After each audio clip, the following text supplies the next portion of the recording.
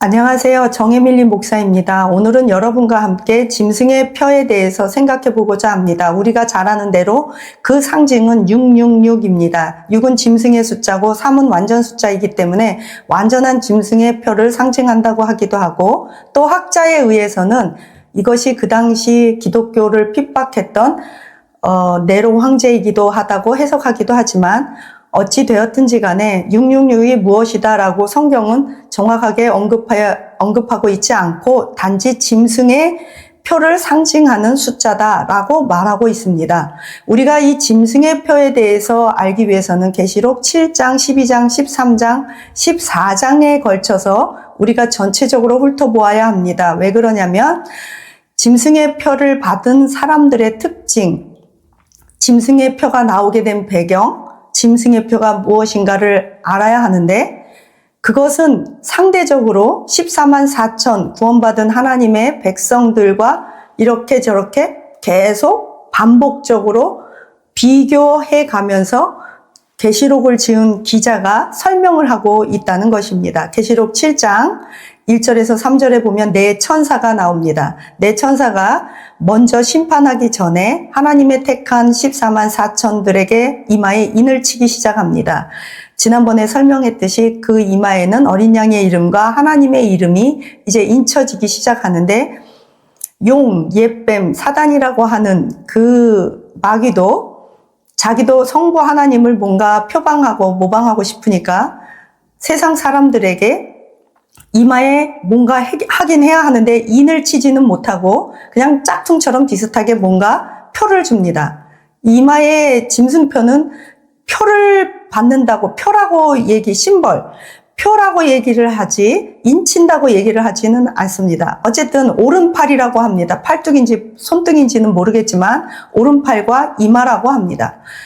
그래서 이 14만 4천의 특징은 순결하고 하나님만 섬기는 그런 어린 양의 음성만 듣고 따라가는 택한 백성인 반면에, 이 짐승표를 받은 사람들은 짐승과 우상 앞에 절을 하고 이것을 받지 않으면 몇 명이든 죽인다고 나와 있어요. 계시록 13장에 보면 몇 명이 되었든지 간에 이 표를 받지 않으면 죽이고 매매를 할 수 없고 이것을 받으면 밤낮 쉼을 얻지 못한다고 나와 있어요. 그러니까 사람들이 굉장히 많이 그냥 그 먹고 살기 위해서 짐승에게 절하고 이렇게 타협하는 거죠.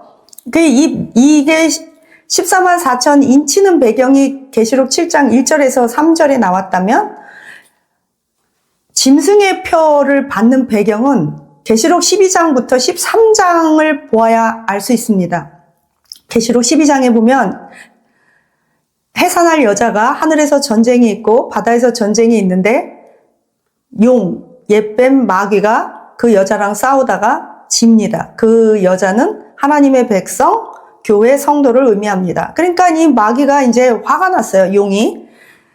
그러니까 바다에서 짐승을 하나 불러오고 땅에서 짐승을 하나 불러와서 이 세상을 점령하고 하나님의 백성들을 괴롭히기 시작하는 거예요. 그래서 바다에서 나온 짐승은 막강한 정치적 권세를 가지고 사람들을 핍박하는데, 얼마나 핍박하냐면 계시록 13장 10절에 보니까 사로잡혀갈 사람들은 사로잡혀갈 것이고 칼에 죽임당할 사람들은 죽임당할 것이나 오직 성도들의 인내와 믿음이 여기에 있느니라.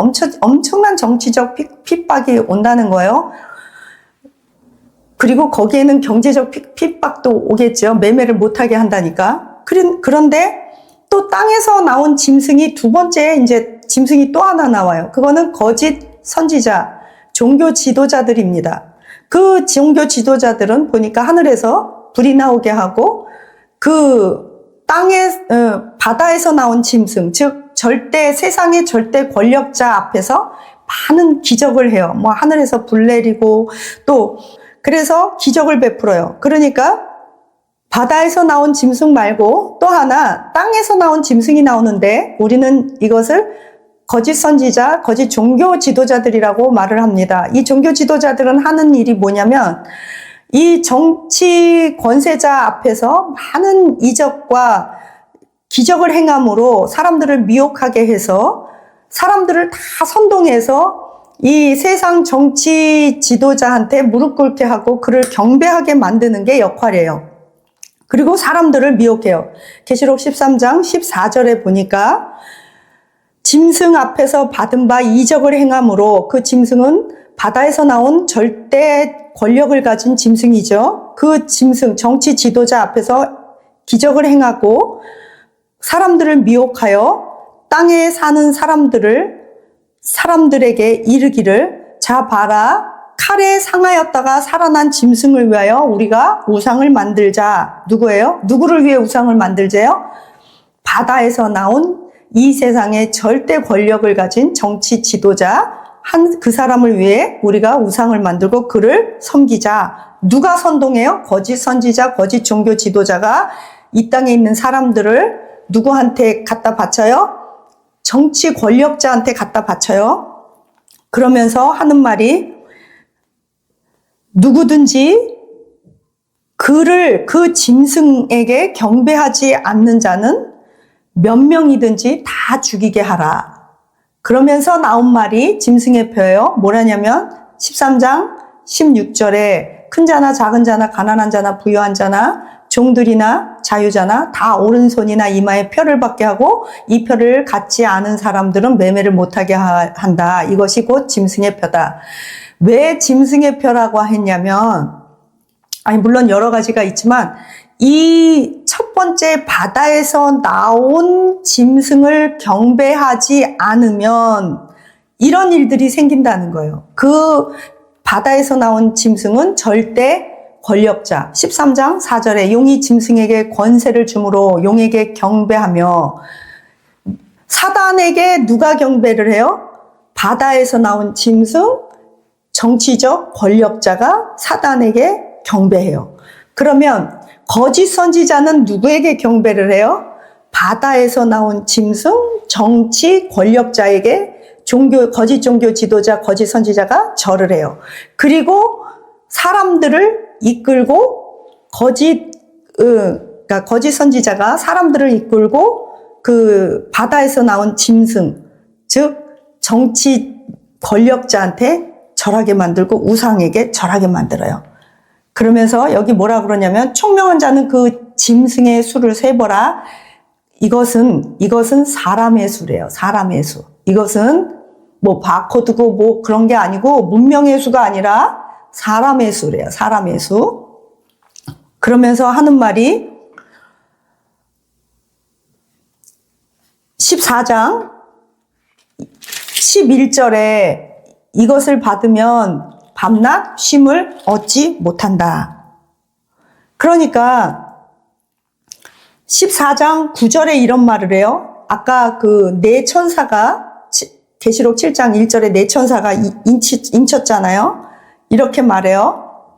큰 음성으로 그 중에 세 번째 천사가 그 뒤를 따라 큰 음성으로 이르되, 만일 누구든지 짐승과 그의 우상에게 경배하고, 뭐예요? 그 짐승은 누구라고 그랬죠? 바다에서 나온 짐승, 절대 정치적 권력을 가진 자에게 경배하고 이마나 손에 표를 받으면 불과 유황과 고난을 받는다고 셋째 천사가 막 큰 소리로 외쳐요.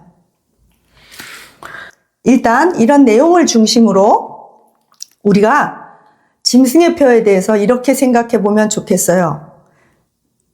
666은 상징적인 것이다. 이게 나오게 된 배경은 계시록 13장, 용이 두 짐승을 바다와 땅에서 불러냈다. 하나는 정치적 절대 권력자, 하나는 거짓 종교 지도자, 거짓 선지자. 이 둘이 정치와 종교가 결탁을 했다. 그래서 사람들을, 정치 권세를 가진 바다에서 나온 짐승은 사람들을 핍박하고 죽이고, 거짓 종교 지도자, 거짓 선지자, 땅에서 나온 짐승은 사람들을 미혹해서 정치 권력자를 우상화하고 그에게 표를 받고 먹고 살기 위해서 또 우상 숭배하게 하고 그 짐승을 섬기게 한다. 이런 배경에서 나온 게 짐승의 표다. 우리는 짐승의 표에 대해서 일단 기초적으로 이렇게 이해를 하면 좋겠습니다. 여러분은 어떻게 생각하십니까? 감사합니다.